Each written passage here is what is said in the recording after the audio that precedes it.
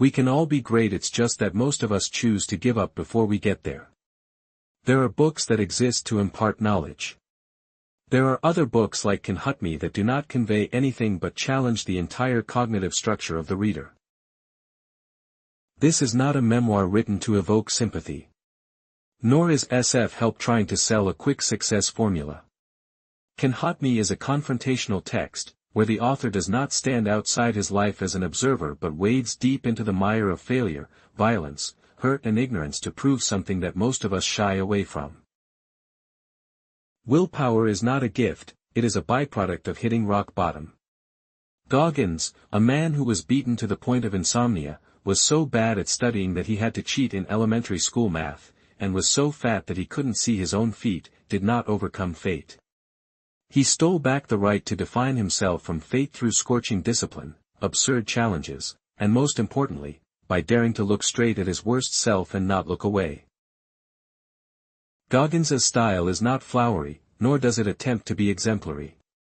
It was harsh, raw, like the voice of someone who has lost interest in compromise. But because of that, it touches a territory that many so-called inspirational works fail to reach. Painfully honest, Can't Me doesn't teach you how to be successful. It makes you turn over every rotten corner of yourself.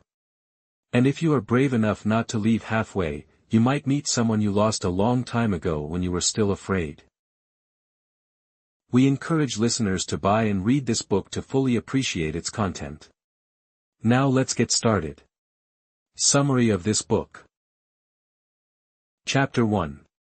I should have disappeared long ago. I live in what people call paradise, White House, green grass, garage full of luxury cars. From the outside looking in, everyone thought I was growing up in an American family TV show. But the truth is my hell is on the corner of Paradise Road, where my father is. Chunies used his belt to teach me what fear was. And my mother tried to clean up the blood with wet towels before the neighbors saw. I am 6 years old. Every night I worked until midnight at the skating rink where my father owned and forced his 2 sons to serve him like slaves.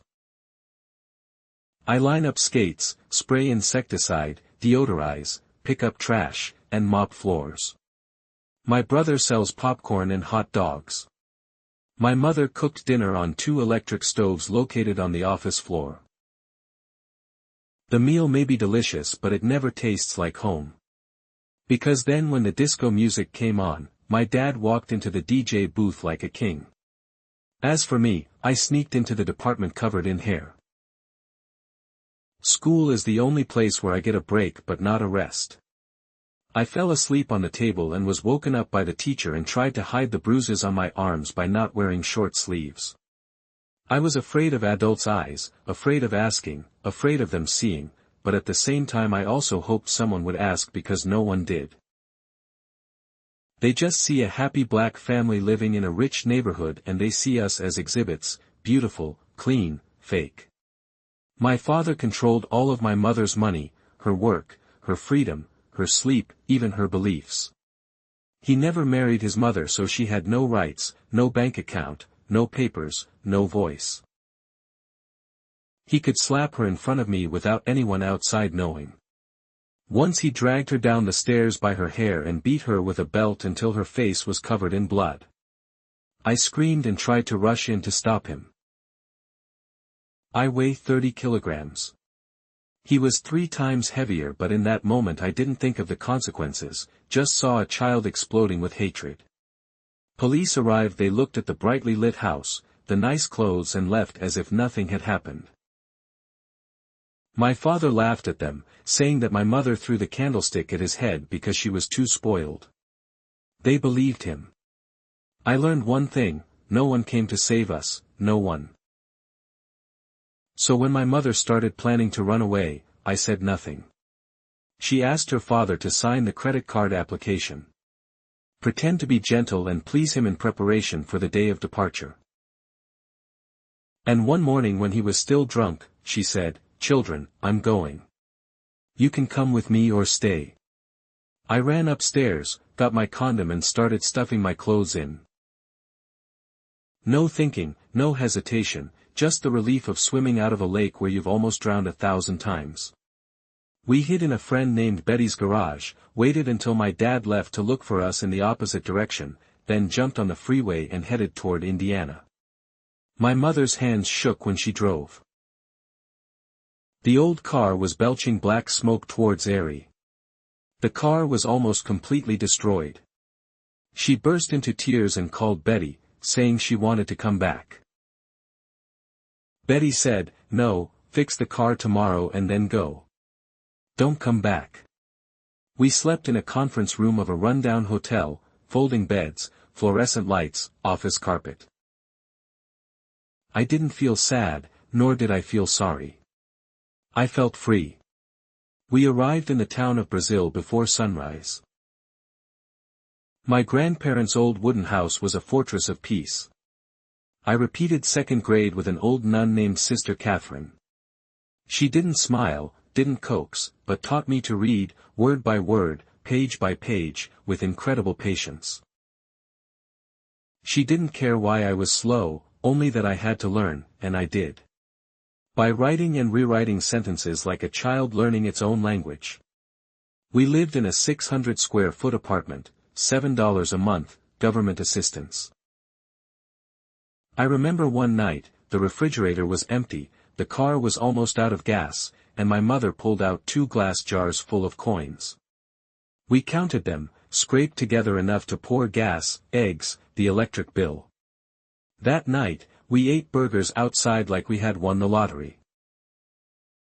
Not for the food, but for the feeling of independence. But memories don't fade easily. I began to learn to pretend to be normal. I pretended to learn, pretended to be happy, pretended nothing was happening.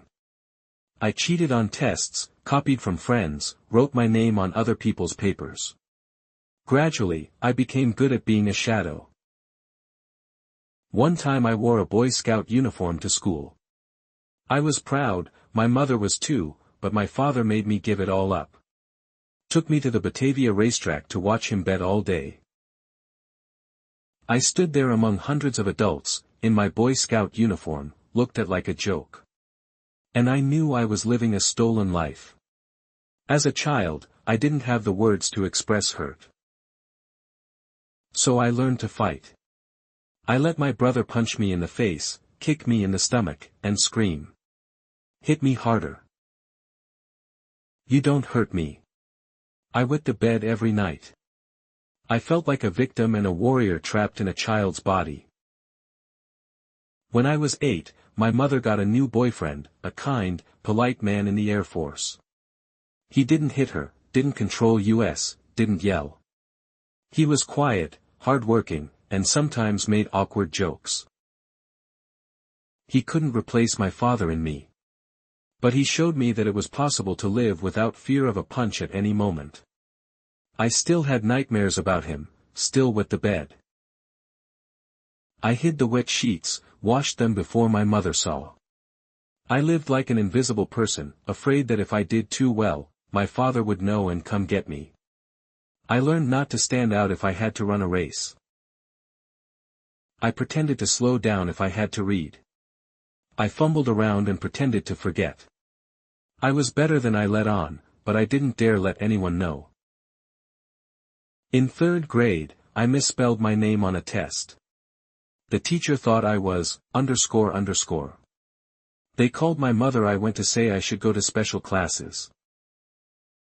My mother refused. She knew I wasn't stupid, just too hurt. She hired a tutor, forced me to start over. I struggled with simple words, hated books, hated letters, hated myself for not understanding the reading for 2nd graders. Once I saw another child with a real mental disability sitting in special classes and smiling at me. I looked at him and then looked back at myself in the mirror. I didn't see any difference. That scared me. I began to believe that I really wasn't smart enough. And when you believe that, it becomes true. Not because you're stupid, but because you've stopped fighting. I lived in a mixture of self-hate and fear of being exposed. Every time my mother was praised for being a strong mother, I felt humiliated because I knew she was strong, and I was weak. She fought, and I ran away. I became a wall without emotions, without expectations, without dreams. My childhood wasn't a series of memories. It was a zone the ground is cracked. Full of pits I have to dodge every step. And in that journey, I realized one thing: I am being controlled by a past I did not choose. I should have been just a statistic. A black child growing up in violence, illiterate, poor, uneducated. All the data said I would end up in addiction, jail, or early death. But I am here telling this story not because I am special, but because there was a moment. I stopped and asked, what if I was not a victim?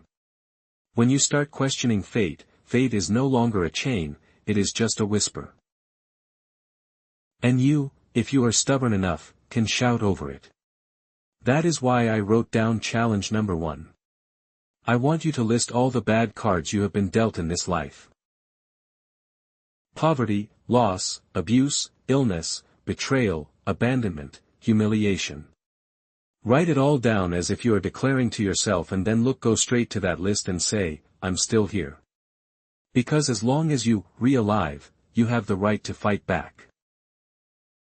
Life doesn't care how much you've suffered. It doesn't care how many times you've been beaten, how many times your parents abandoned you. Life only reacts to your choices.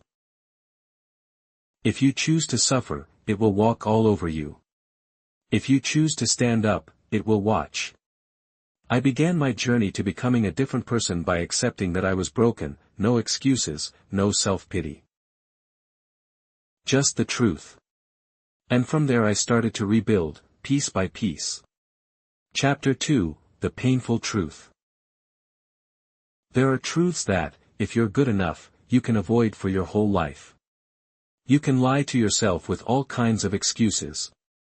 You can create a whole new identity just to run away from what you know best about yourself. And that's exactly what I did. After leaving my father, my mother tried to rebuild her life from the ground up. She went back to school. Worked at the operating room at the local hospital, my mother's boyfriend, the Air Force soldier who moved in with us.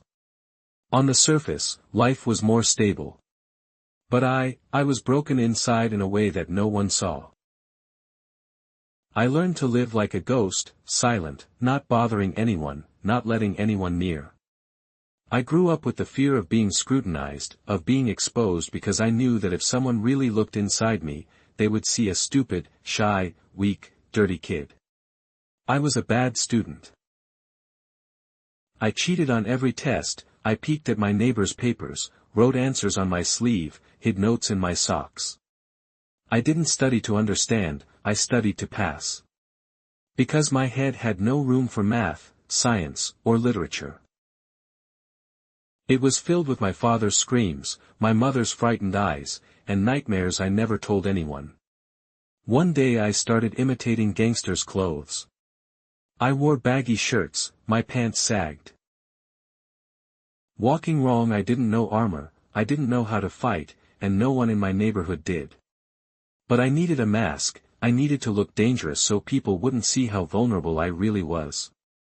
I painted my bike black, I drew skulls on it. I attached chains to the handles, I wore headphones all day so I wouldn't have to talk.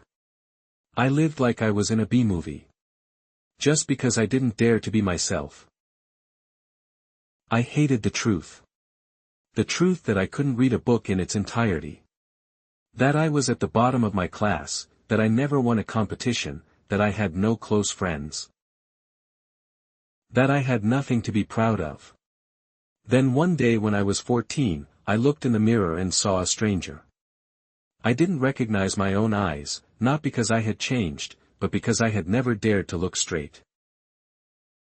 That day I decided to try to take the test honestly, without cheating, and the result was a bright red pressure point. And for the first time, I felt something very strange, I was relieved that I finally didn't have to pretend anymore. I realized I was stupid, and when you call your stupidity by its name, you start to have a chance to fix it. My mother worked many jobs. I worked as a helper in a small grocery store. I used my spare change to buy used exercise books. Every night I borrowed a friend's notebook and copied each line. I didn't understand everything, but I tried. For the first time in my life, I tried for myself. There were nights when I studied until 2 o'clock in the morning. Not because I was forced to, but because I was trying to pull myself out of a dark hole. One day, my teacher gave me a test and asked, "Did you really do this by yourself?" I looked at him and said, "I swear."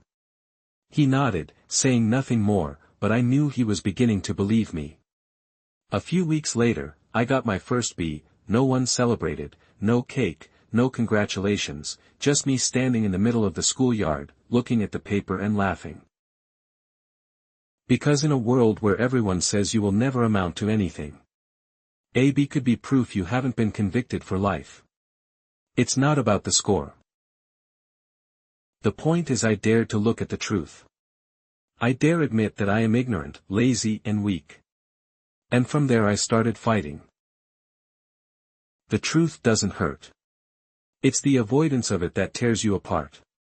But the truth is not just in books, it is in every breath I take when I wake up and wonder who I am. I saw a boy who had never run down a block without being out of breath. A boy hated his own image so much that he never looked at himself in the mirror for more than 3 seconds. "I'm fat, I'm almost 200 pounds, short, and I eat fried chicken and donuts like they're sedatives. No one has to tell me I'm a useless fat ass." I say that to myself every day. But something strange happens when you hit rock bottom.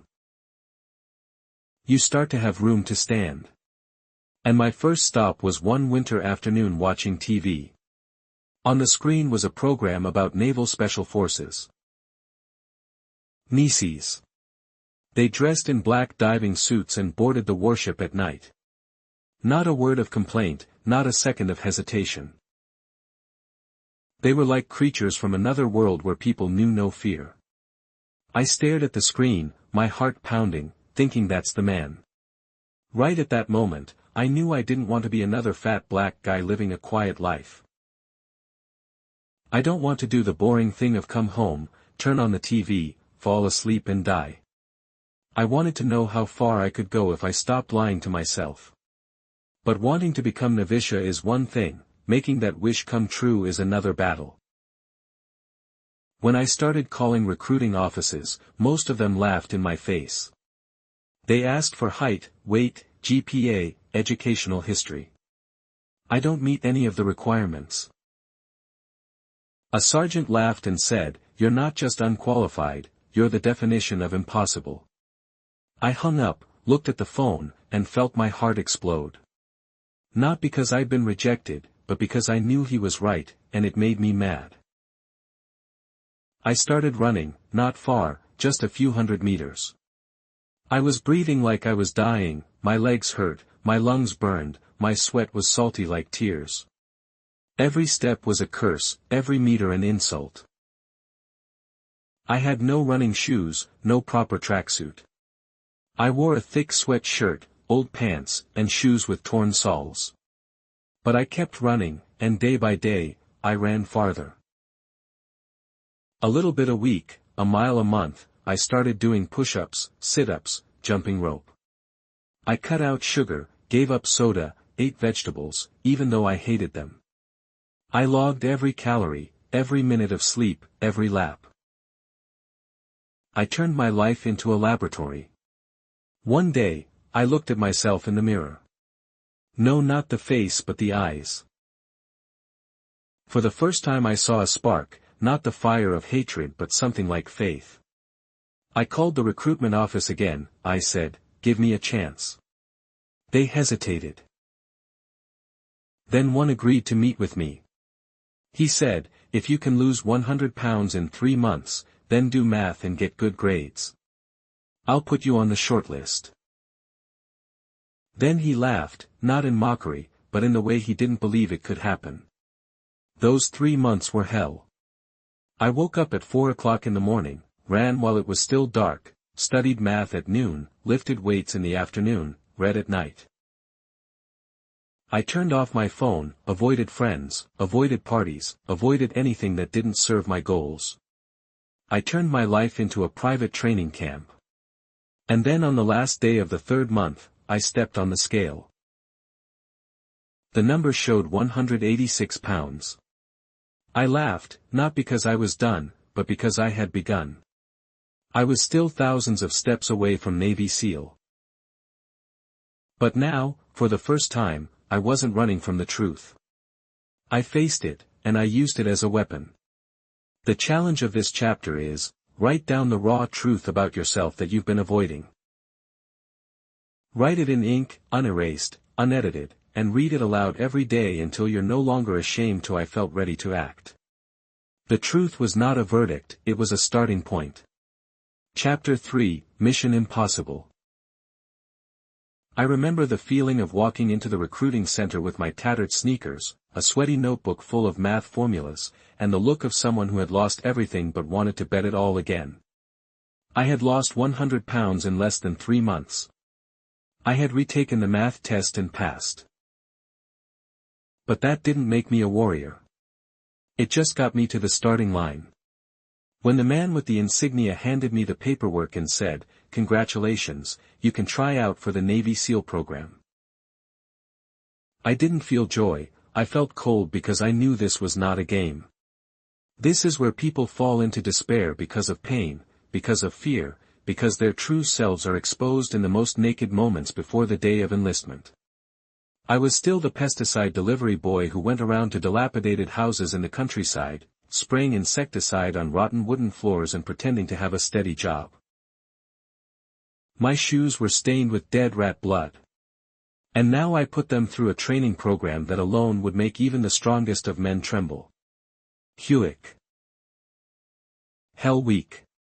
On the first day, I was yelled at before I even stepped through the barracks door. A muscular instructor with a thunderous voice told me that I was redundant and that I had better go back to my old job if I didn't want to drown, freeze, or die of shame. I said nothing, I just looked him straight in the eye. And for the first time in my life I felt not fear but emptiness.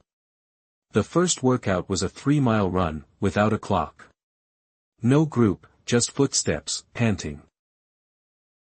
And the truth is I'm here next to the strongest men in America and I'm the baddest of them all. I don't know how to swim properly. I don't know how to put on a wetsuit quickly.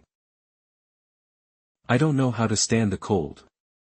I shivered under the ice water.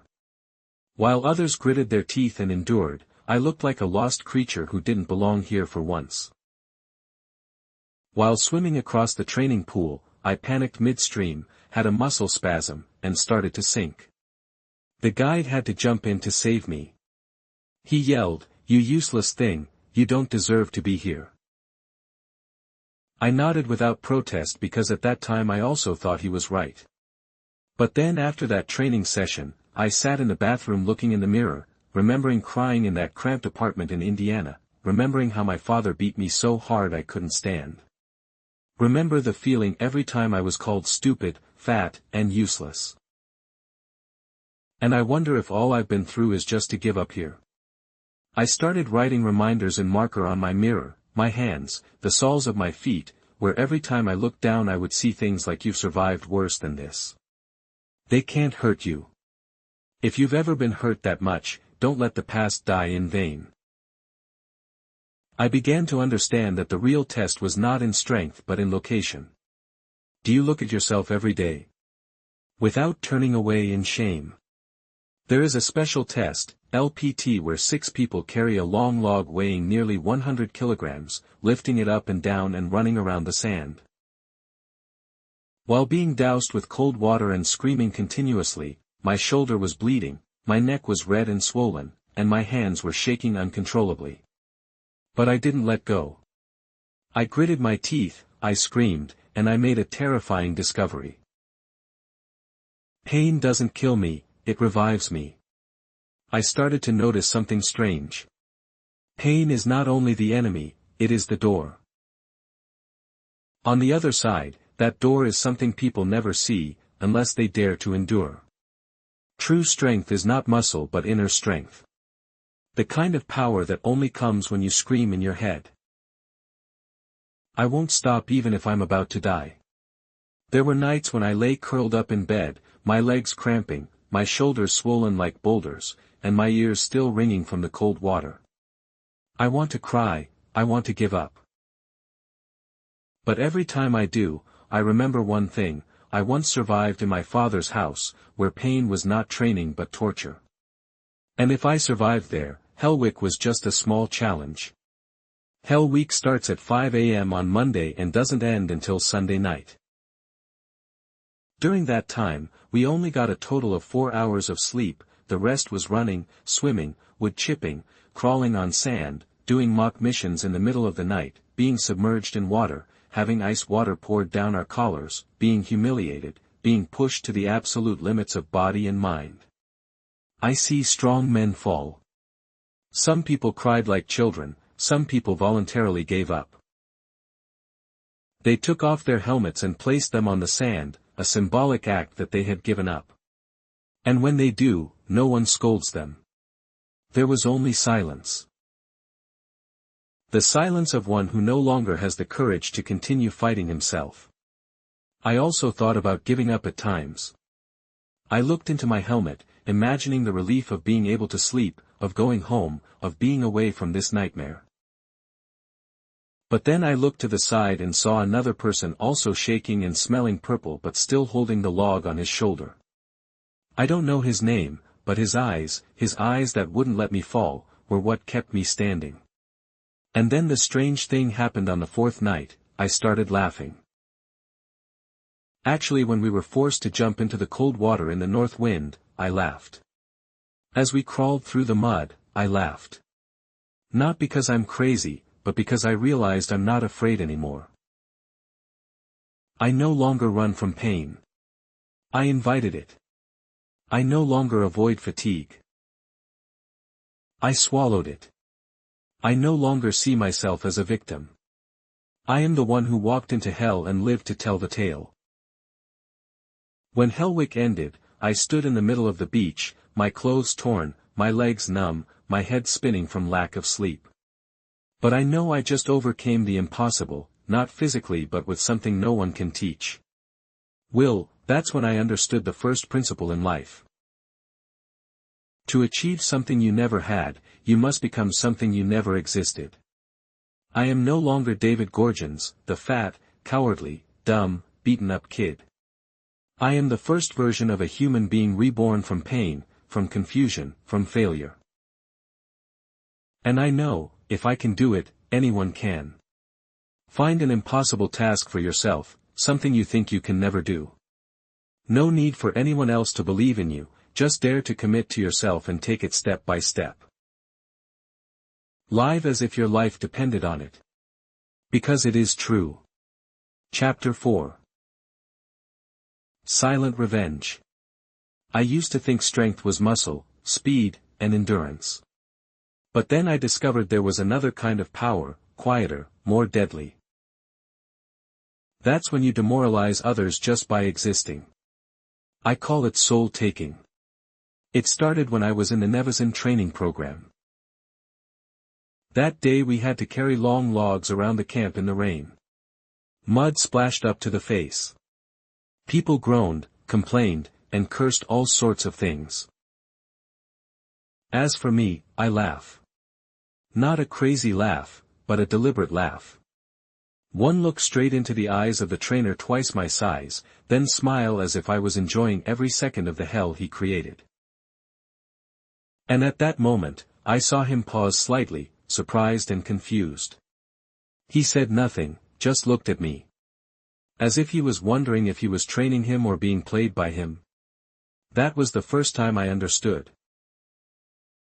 If you can endure what no one else can endure and not only endure it but show that you enjoy it, you will break the spirit of your tormentor. That is to take the soul. It doesn't need words, doesn't need punches, just eyes, gestures, and demeanor. I started using it as a tactic.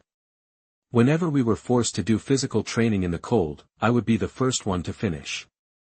I don't gasp, I don't grimace, I don't groan. While everyone was falling down, I stood straight, looking straight into the coach's eyes. I don't need to win anyone. I just need to make them think I'm unbreakable. And strangely enough, it not only surprised the coach but also inspired my teammates. They started to stand up. They began to tense up more, and gradually a group of trembling soldiers turned into a formation as hard as steel. Soul-taking is not about revenge, it is the art of turning the tide. When you are looked down upon, crushed, and abused, don't back down, move forward. Not by force but by a calmness that is frightening, by a smile amidst bullets, by an attitude that shows you cannot touch me. When I finished my first training, I suffered a serious knee injury. The doctor said I should rest for 6 months, but I only rested for 1 day. I fought the addiction of lifting weights with one arm and learning to swim with one leg. I do sit-ups until my stomach cramps. I didn't tell anyone. I just did it. I went back to the next training class. Painful, slow but not absent. People looked at me like I was crazy. But I know I just took the soul of pain. Then there was a training session I will never forget. The trainer asked the group to do 1,000 push-ups in one afternoon after about 500. Most people lay flat, a few cried, but me, I still did it. And every 100 I screamed too loud. Give more. They thought I was crazy but they didn't know. I'm playing another game. I don't do it for fitness. I did it because I wanted to redefine the concept of pain in my mind. I started looking for situations where I knew I would be in the most pain. Not to prove anything but to see if there was something in me that had yet to be awakened. It's like I'm digging deep into myself. Find a layer of iron behind all the wounds and weaknesses from childhood. Soul-taking is no longer a tactic for me. It becomes a principle of life. I apply it when I go to the supermarket. When the cashier looked at me like I was a ragged soldier, I smiled politely and thanked as if I were standing in a ceremony honoring no one to rob me of my dignity. If I don't allow it, I apply it when I compete in endurance running. When my opponent thought I was going to quit at mile 30, I accelerated. I don't just want to win. I want them to never forget my name. When I go to Zim's room, I don't work out to get in shape. I practice to train my mind. I chose the hardest, longest, most boring workout. Just to forge something that no one sees: the stubbornness. I remember one time during a training session, it was so cold that water froze on the back of my shirt. The coach made us jump into a cold water pit and crawl over a barbed wire fence. Some people cried, some people cowered. I lay still in the pool of water, arms spread wide, eyes looking up at the sky. I want them to see. You can't hurt me more than my past. Soul-taking doesn't have to be a grand act. Sometimes it just doesn't react the way they expect. When someone insults me, I don't respond. I looked at them, smiled softly and said, "Thank you." Just like that, I had them disoriented. Because in the game of psychology, the one who controls the emotions controls the entire board. I started training myself as a mental machine. Every time I hurt, I ask, what will this pain take from me if I don't give it? Every time I'm looked down upon by my in-laws, I ask if their eyes can define me. And every time I want to give up, I whisper to myself, you've survived worse. This is just a test, and I apply the soul-taking principle to myself. Have you ever thought about that? Take your soul, the weakest part, the part that keeps whispering. You are not good enough, you will fail. You are fake, look at it straight in the eye, don't avoid it. Then crush it with action, not with self-comfort but with proof, with blood, with sweat, with the things it itself said you could never do. I'm not Superman, I'm not special. I just decided that no one, not even myself, would have the right to say that I couldn't. Find someone or something that has ever made you feel small, worthless, or not good enough and use your actions to take its spirit. No confrontation, no stage, just you and your choice to live as if. You have nothing left to lose and no one has the right to make you falter. Chapter 5. I armored my mind. You can build muscle, you can lift weights. Jogging, cycling, swimming, you can turn your body into a machine, but if your mind is weak, it will all fall apart when the weather turns harsh, when life pushes you over the edge, when pain comes without warning. That's why I need something more important than anything. Mental shield. I started building it in silence as a beaten boy in the dark. I couldn't name it then. But every time I stood up after a beating, every time I walked into class with my body exhausted and still tried to read the board, I was building the first layer of steel for my mind. It's not stubbornness, it's not the kind of toughness that people talk about. It was a silent decision that I wouldn't let anyone else define my limits.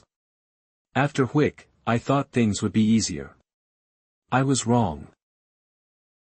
The next rounds of testing were harsh in a different way, quieter, more cruel. You are thrust into an environment where every mistake has real consequences. You have to make a quick decision. Exactly. As my heart pounded and my mind was foggy from lack of sleep, I began to realize one thing clearly: my physical strength was no longer enough. I need a mind that can't penetrate the barrel. Every morning I wake up before everyone else, run while it's still dark, not for the sake of achievement but to test whether my will is still intact or has rotted. I no longer exercise to get stronger. I practice to reinforce the promise I made to myself: you will not fall down. Not today. When people say you are so good, I do not thank. I took a step back because I knew if I let the compliments in, if I let myself believe I was good enough, I would crack from the inside. Compliments are anesthetics and I don't allow myself to be anesthetized. That's when I went back to my list of the most painful memories of my life. I call it my dashboard, an imaginary board I build in my head where I record every moment I've been hurt, every time I've been humiliated, every time I thought I was going to die, but instead of running away from them, I sit with them every night. Before I sleep, I don't dream. I do not celebrate victory. I rewind the failures. I closed my eyes and remembered my father tying his belt around my waist. I heard the teacher's scolding voice again, telling me I had a mental problem. I clearly remember the police officer looking at me like I was trash. I do this not to torture myself but to inject myself with antibodies against anyone who tries to put me down. Pain is not your enemy, it is your silent coach. But the fairest. And if I dare to sit with it every day, it will no longer control me. Every time I encounter a challenge, an exercise that is too much, a mission that is too complex, a boss that is difficult to handle, I open the control panel. I looked back at the place where I was crushed and I said, if I survived that, this is nothing. Do you know why most people never achieve what they want?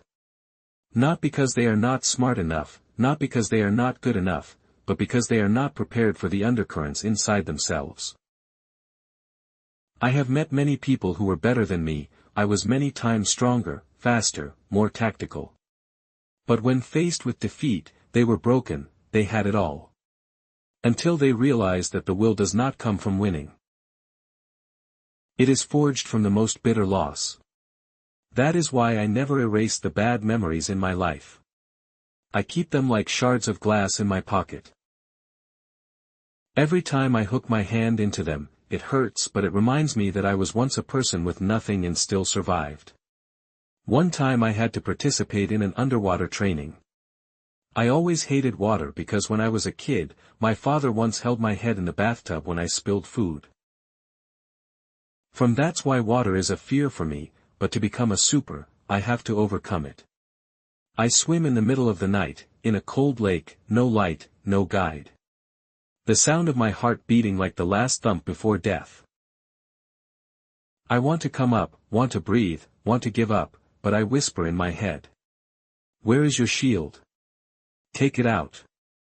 I imagine the control panel. At night, it rains, my father drags me out of bed and throws me down the stairs.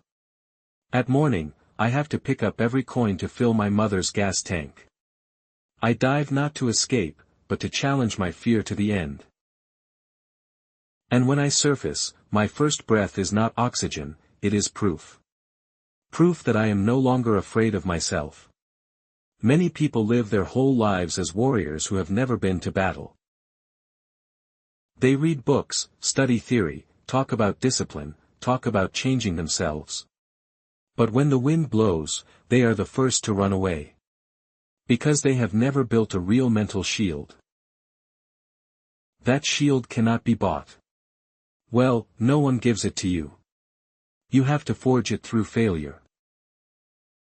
Forge it through pain, train it through discipline, and polish it through brutal honesty with yourself.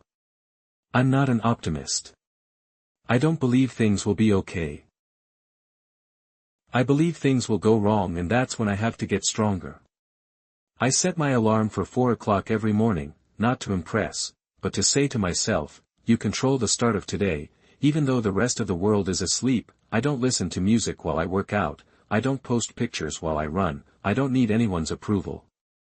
Because what I build from the inside and no one sees it but me. Start building your own shield, write down the moments that break you. And come back to them often. Not to torment you but to remind you. That's where you get trained every day. Do something that makes you uncomfortable, not for the outcome but to keep a promise to yourself. Because mental shields are not made of chance.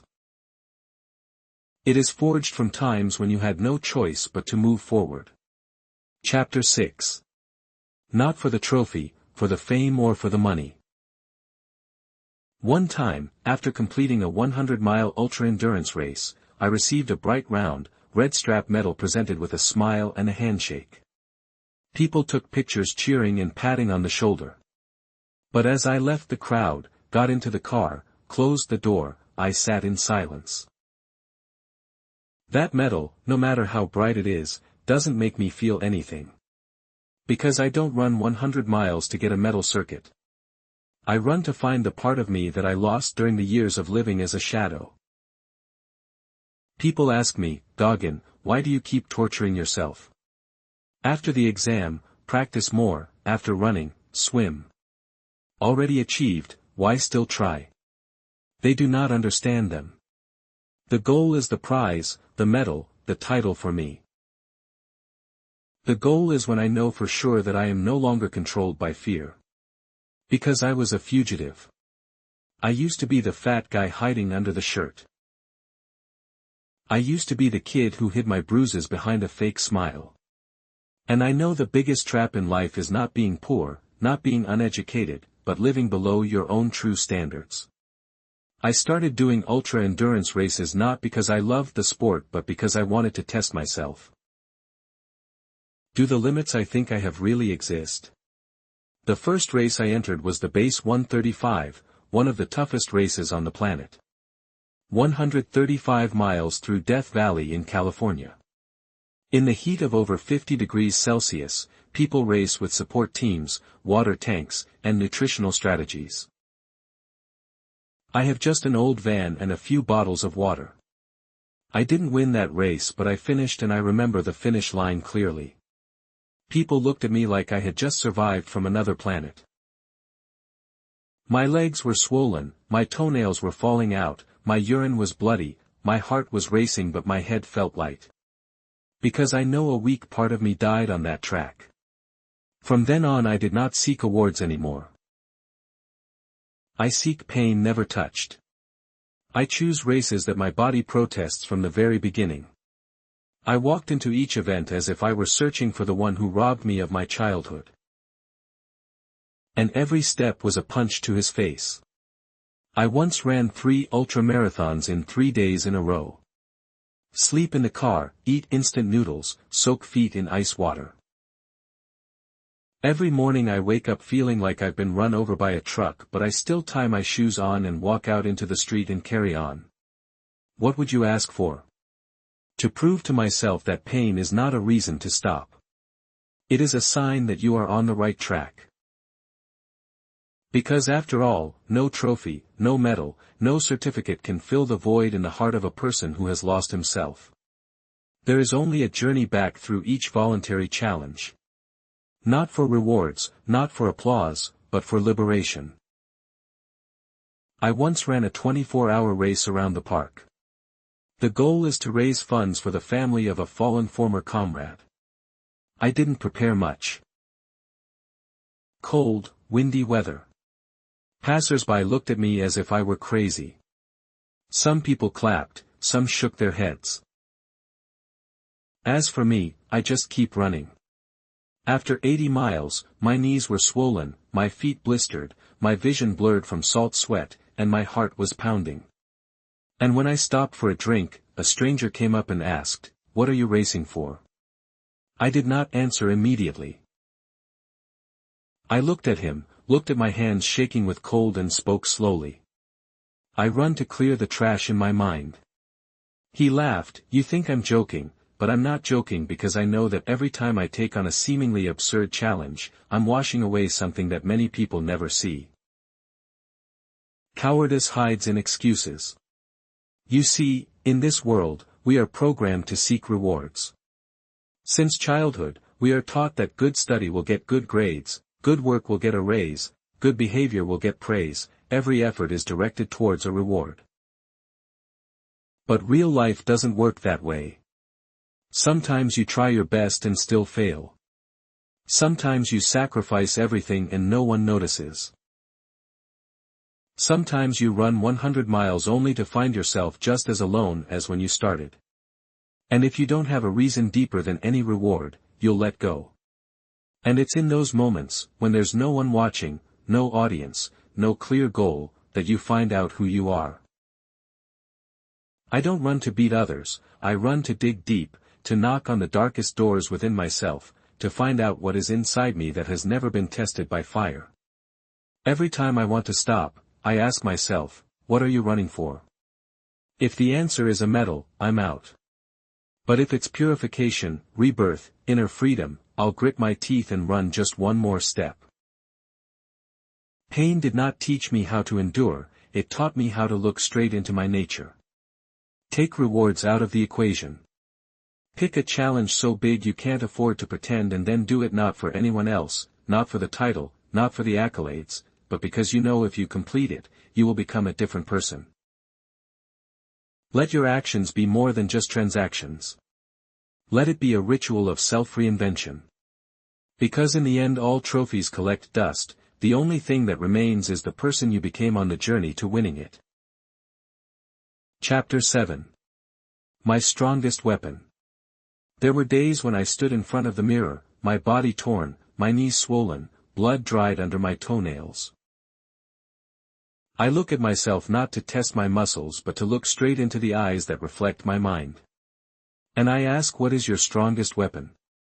Not the body, not the achievements, not the fame, it's the memories. It sounds strange, because memories are something people often want to avoid. Who wants to remember the time when they were beaten, humiliated, looked down upon, labeled as stupid, dragged out in public just to hear people laugh at them? But I'm different, I keep it all because I know that while others find motivation from inspirational videos, from skill books, from clichés on the wall, I draw my sword from my own wound. I call it kokija, the memory cookie jar. Every time I feel like giving up, every time my heart pounds with fear, every time my knee buckles in the middle of a rough ride, I open that jar and I take out a cookie. I remember being looked down upon when I joined the army, remembering the look on the officer's face when he said, "You're not qualified." I remember sleeping in a warehouse that smelled of dead rats. Woke up in the morning, had to spray insecticide around the base of the wall, then had breakfast with a cold package of noodles. I remember the feeling when kids called me a stupid black fat boy in front of the whole class and I just bowed my head and took it. Each of those memories, no matter how dark, is living proof that I have overcome. And if I get through those things, the pain right now will be child's play. People keep looking for motivation somewhere far away. But I realize the real motivation lies within you. In battles you have survived but never remembered. My Kukija is not sweet. It has no pretty pictures, no flashy lights. It was filled with humiliation, isolation, and fear. But I love each one because they shaped me. I remember one time I was in the middle of an ultra-endurance race. Mile 70, 40-degree heat, left leg swollen like a loaf of bread. I was standing on the sidelines gasping for air and a doctor came up and said, "You should stop, you're going to be permanently injured." I looked at him, not answering. I turned and walked on.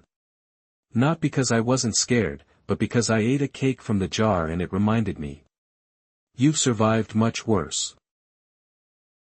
That jar follows me everywhere. It doesn't need a charger, it doesn't need Wi-Fi, it wasn't made by anyone else. It's my personal treasure and only I have the key. People look at me and think Goggins is a man of steel. But I'm not a man of steel. I'm just a man who knows how to retrieve his memories at the right time. There's something that almost everyone loses on the journey to adulthood. The memory of yourself when you were still fighting for survival.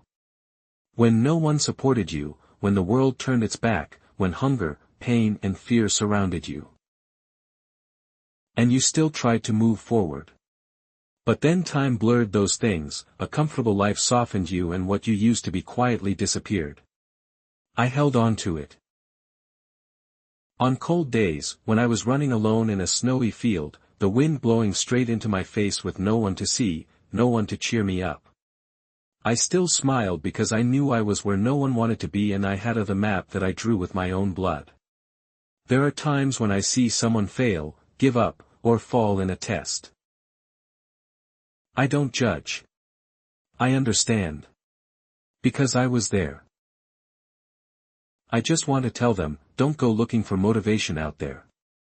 Dig up your own old battlefield. The time you thought you couldn't survive. But you're still here. Kukija is not just a memory, it's a survival weapon. Because when your body says enough, only your spirit can argue. And if that spirit doesn't have proof that you've overcome, it will be silent. I once ran a 200-mile race. At mile 175, my body betrayed me, my knees creaked, my eyes opened, my heart raced. I sat down on the side of the road, pulled out a small piece of paper. Where I had written a few lines before I started. At 6, you ran from the darkness with tiny legs. At 24, you learned from the beginning like a child. At 30, you've survived Heelwick 3 times.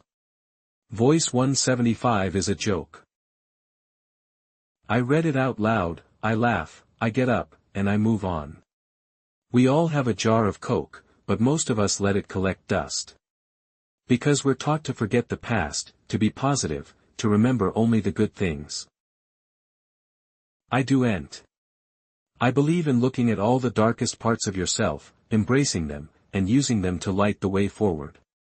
Your shame can be gold, your hurt can be fuel, your failures can be leverage, as long as you dare to take them out, chew them slowly, swallow them, and move on.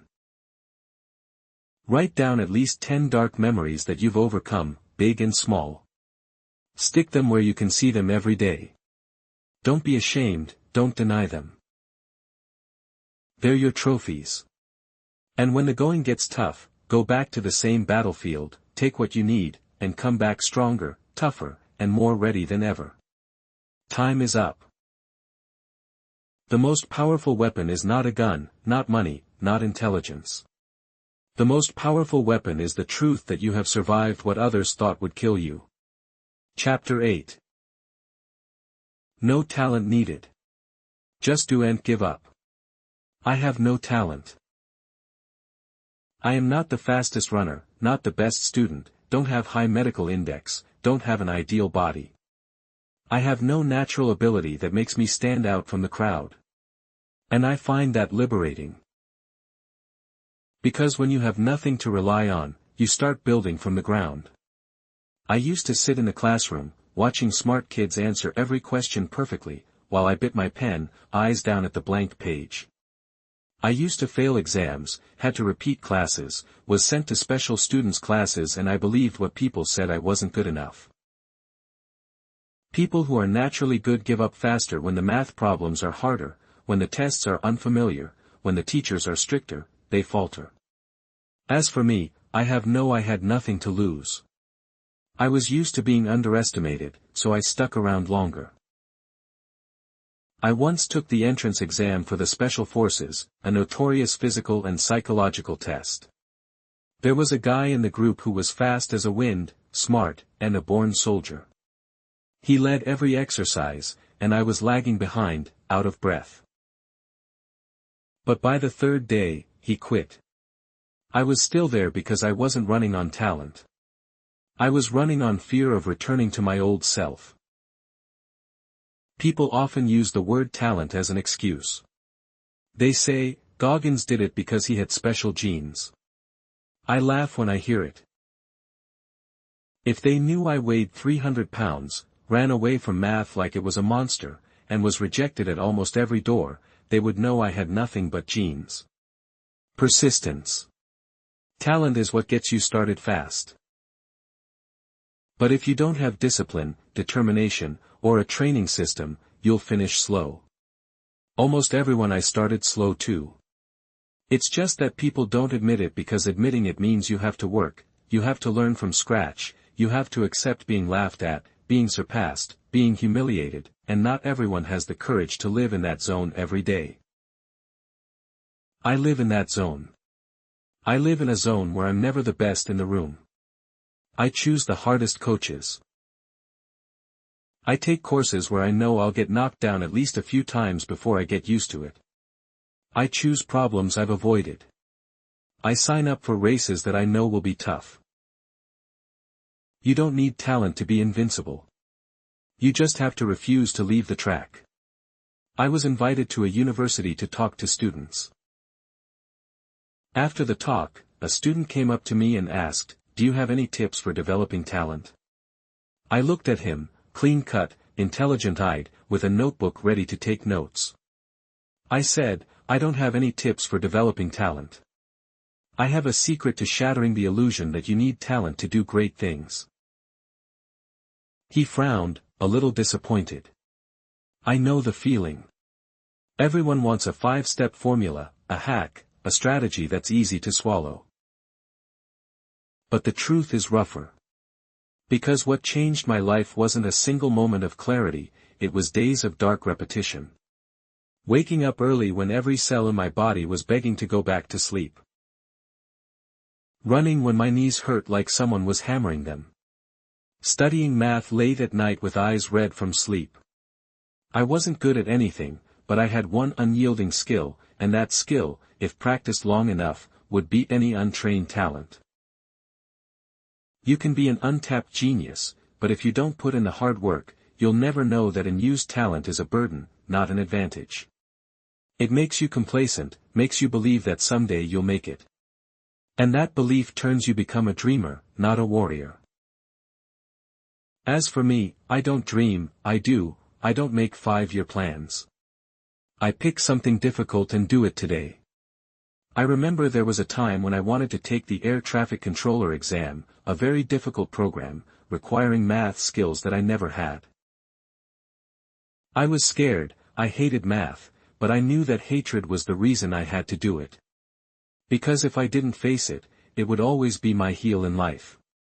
I studied like a lunatic. I drew flash diagrams myself to practice old exams. Every day I was bullied by math, but I was more resilient. And then finally I passed the exam not because I was good, but because I didn't give up. So when someone asked me, "Goggin, I'm not as gifted as you. How do I start?" I told them that the question itself was the problem. Because if you think I'm gifted, you've already justified yourself, not trying. And I don't let anyone live in that gray area. Where people you want success and you want comfort. To win, you have to choose the harsh zone.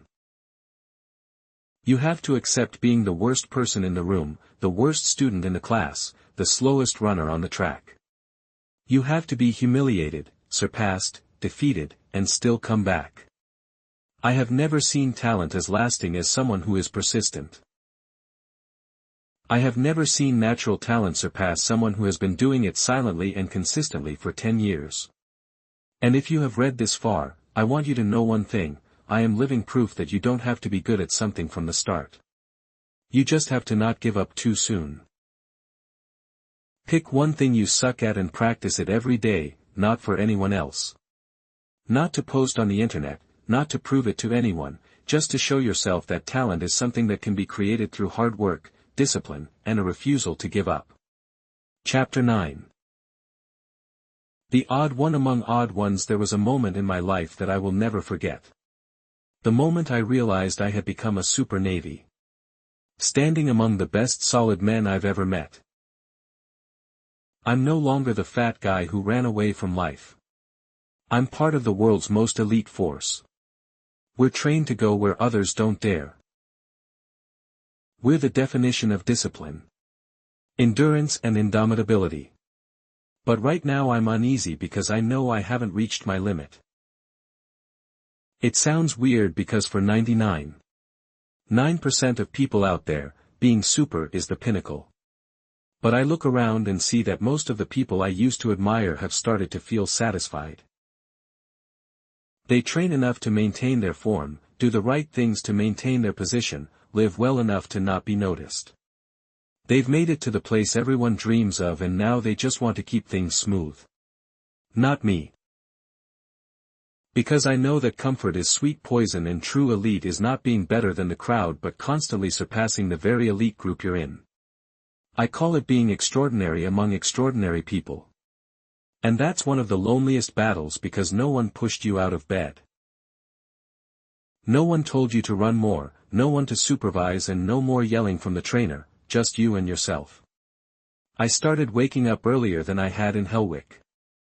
I started training harder, longer, not for the sake of achievement, but because I didn't want to be a good version of myself. I used to think I was running for my father, for the pain of memories, for the hate. But at this stage, I realized I wasn't running for revenge, I was running to not betray my potential. One time my commander said to Goggins, "You can take a few days off, you've done more than enough." I watched him nod, but that same night I went to the beach and ran 1,000,000 miles in the rain. Not to prove anything, but because I was afraid of satisfaction. Because I had seen my fat, shy, evasive self. And I knew that if I stopped fighting for even a day, I could go back to being that person at any moment. The trap of being good is that you start believing that you are enough. And that's when you start to reset. I choose to live like a knife, always sharpened, cold and dangerous. Not with others, but with my own stagnation. I started to notice the quiet moments in my day when there are no tasks, no orders, no one pushing me. That's when a lot of people start to slack off. They say, "I need to recover. I deserve a break, I've done enough." Those seemingly harmless words are actually small sleeping pills. Little by little, they return to the old version. Smooth, safe, normal.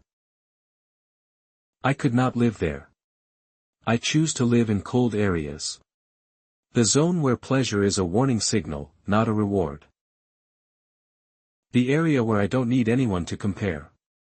Because the person I'm comparing myself to was me yesterday in an internal meeting, the commander said, "Goggins, you did a great job. I don't think anyone here holds the standards as high as you do." Someone sitting near me clapped, a few people nodded, but I didn't smile because in my head, a familiar voice rang out. "You just got an award, watch out." I knew if I believed that compliment, if I let it seep into the steel of my mind, I would start to slip. Not much of a slide, just a small one. But that was the beginning of the free fall. You don't become extraordinary by winning once. You become extraordinary by killing complacency every day. I started recording every minute of practice, every little mistake. I reviewed the training video. I asked someone I knew wouldn't flatter. I started to peel myself like a high-performance engine analysis engineer, not to find fault but to keep improving. People ask me, why are you so extreme? Because I know, I wasn't born to be one of them. I was born to be something no one expected could exist. And so do you. But only when you stop asking how much is enough. And start asking if I have really reached my own farthest limits. Write down the things you do well and then destroy them. Look at where you are getting the most praise and ask if that is also where you have stopped growing. You may have gone further than most people, but if you stop there, you're still just a halfway point. Be the odd one out. And when there is no one left ahead to surpass, turn back to yourself and start over. Chapter 10. Failure. Fuel or grave. I have failed so many times that if I counted them one by one, I could make a mountain out of them. And the funny thing is every time I get to the top, I get thrown back down. I once applied for the Air Force training program. Failure. I took the math test 3 times before passing the Navy test. Failure. I ran a 100-mile race and collapsed at mile 70. Failed. I tried to pass a paratrooper fitness test. And each time, I didn't feel inspired. I felt humiliated, angry, ashamed, weak and empty. But it was in those moments, when everything fell apart, when I sat in the dark, with no one to comfort me, that I learned the most important lesson: failure does not destroy you. It's your reaction to failure that does that. I remember one time I failed a skills test. Even though I studied to the point of exhaustion, I went home, closed my door, turned off my phone and screamed into my pillow. I am ashamed of myself. I feel like a fake. But then after screaming until I was hoarse, I turned on the light, sat back down at my desk, and went over each mistake I made, one by one. I rewrote, reanalyzed, punished myself by doing it all over again, and 3 weeks later, I took the test again and passed. Not because I'm smarter, but because I don't ignore my failures, I dissect them. People often say, let it go, fail, and move on. I do the opposite. I stopped, looked at it, learned to understand it, and then I carried it with me. Because of failure. If used properly, it will become the iron frame for you to build a stronger version of yourself. I once didn't finish an ultramarathon because of an injury. I've run almost 90 miles, only 10 miles to go. But my eyes blurred, my legs numb, my body betrayed me, I had to retreat. When I got home, I felt like a fraud. I want to delete every video, every picture. I don't want anyone to know I gave up. But then I thought, if I deny failure, I'm also denying the opportunity to learn from it. I wrote down the entire journey of that race in my notebook. I draw a nutritional error diagram. I wrote down the minute I started to feel tired, the moment my knee buckled, why I didn't listen to my body's signals sooner. And from all of that, I built a plan of defense. Do you know why most people fail and never come back? Not because they are not capable, but because they let failure label them. And they believe that label.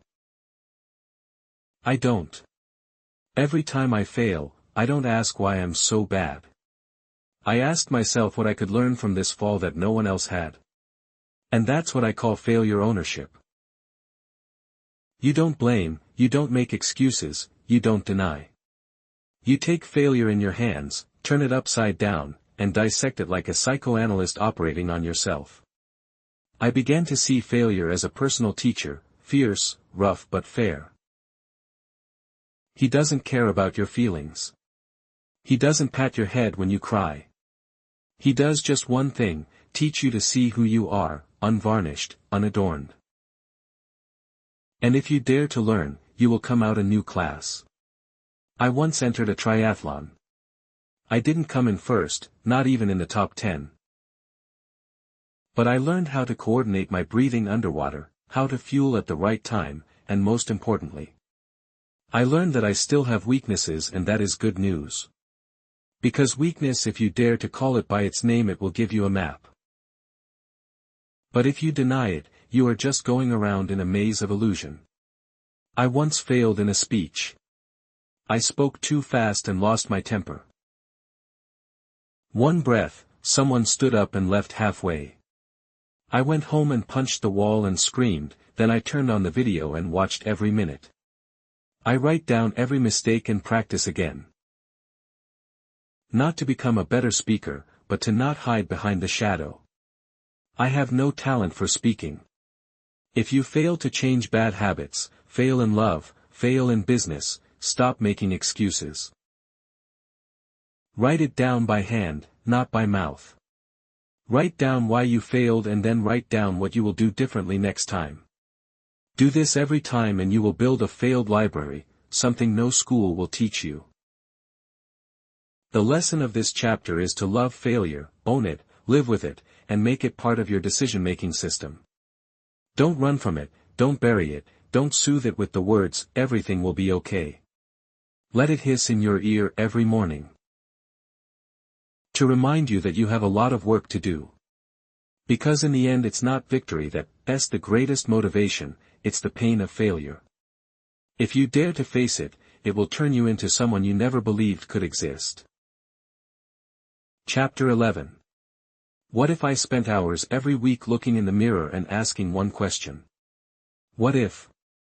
If I hadn't given up on my first test, if I had studied 100 times more instead of copying, if I hadn't let go when my father beat my mother but stood up to protest, if I hadn't let fear define me for the first 10 years of my life.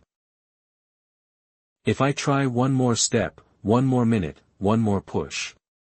What if? The question haunted me not with regret but with something even more terrifying. Untapped potential. People often live as if they have infinite chances to try again. They postpone change, postpone decisions, postpone pain. They said later. And then 5 years, 10 years, a life passed. As for me, I see what happens next every time I wake up in the middle of the night, drenched in sweat. Because I know if I don't do it now, I might never be able to do it again. Imagine there is a version that lives up to 100% of its potential. No avoidance, no laziness, no fear. That version can run further, think deeper, love stronger, and dare to do things that make others laugh. Now ask yourself, how far are you from that version? I thought I could never get over that childhood, that body, that haunted head. I used to think you were born a loser. But the day I ran 100 miles with bleeding feet. I don't think so anymore. The night I woke up at 2 a.m. to study math even though I knew I would fail again. I don't think so anymore. The moment I passed Hellwick 3 times. I erased that thought from my mind. I am not better than anyone. I simply don't want to live a life where I have to ask at the end. If only understand this. A better version of you is waiting for you on the other side of pain. And the only thing standing in your way is not lack of time, money, or talent, but your refusal to ask the right questions. What if I really gave it my all?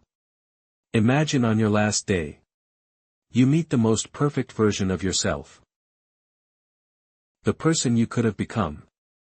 He looked at you and smiled, not contemptuously, not harshly, just full of silence. You look at him and slowly realize this person could be you if you don't procrastinate, if you don't let fear win, if you don't choose easier over right, if you don't give up too soon. What if? Those 2 words at that moment, it was no longer a question. It is an indictment.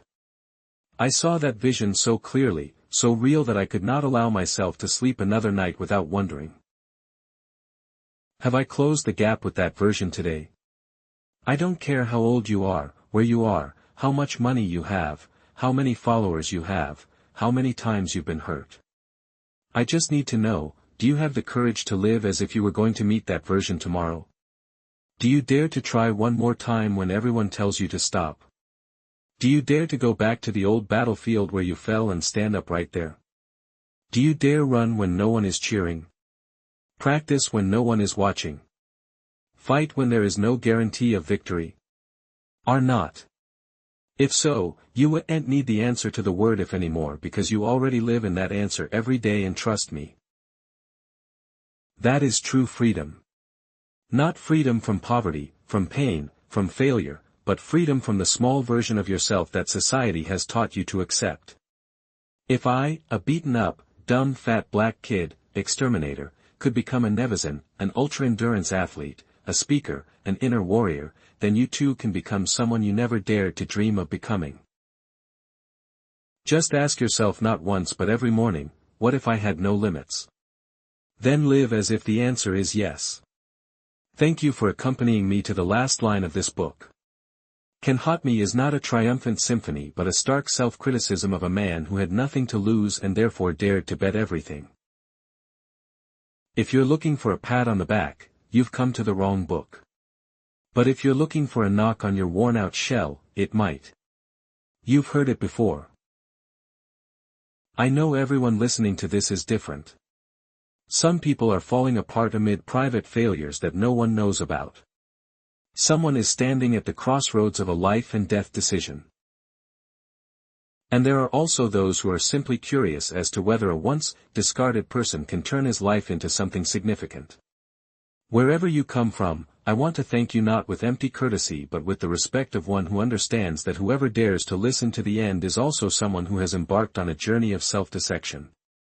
If you found this book helpful or even annoying in the right way, please leave a review. No compliments needed, just honesty. It is the uncompromising, unsparing comments that truly nurture a space where reading is no longer a pastime but a dialogue, sometimes fierce, sometimes quiet, but always necessary.